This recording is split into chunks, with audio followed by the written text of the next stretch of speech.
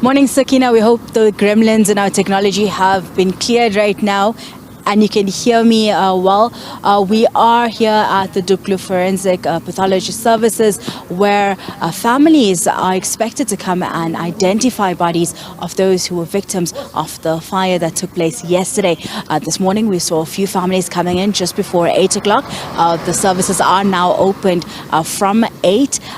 We're told that those who have been brought here are those that have been burnt beyond recognition, and that is the 10 people that have been completely unidentifiable. We spoke with one family member who's from Orlando, Teboho Opoi, who says he's been looking for his brother who's about 40 years of age, and that he's heard information from those that knew his brother in the area that he was one of those who passed on yesterday from the fire. It's believed he was one of those who jumped out of the building and sustained some injuries and then succumbed to them. He's been looking for his brother. He came this morning here to this mortuary, and unfortunately he was unable to identify his brother here, and he's now moving to the next pathology services, which is the one in Hillbrow, where we believe more of the family members are there to identify the bodies.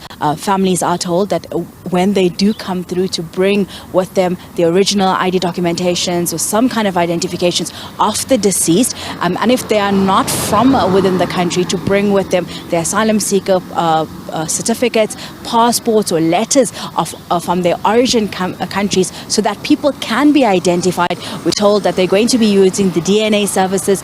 They're also going to be using the National Registry from Department of Home Affairs, the Credit Bureau, as well as a look at the police records to try and identify those who have been burnt. According to a statement by the Gauteng Health Department yesterday, there were some just body parts that were found, given that this was a fire that took place, that we know that there wasn't even documentation of how many people were living within that building and residing within that building. So this is an arduous process of those 70 plus bodies to now be identified, released to the families.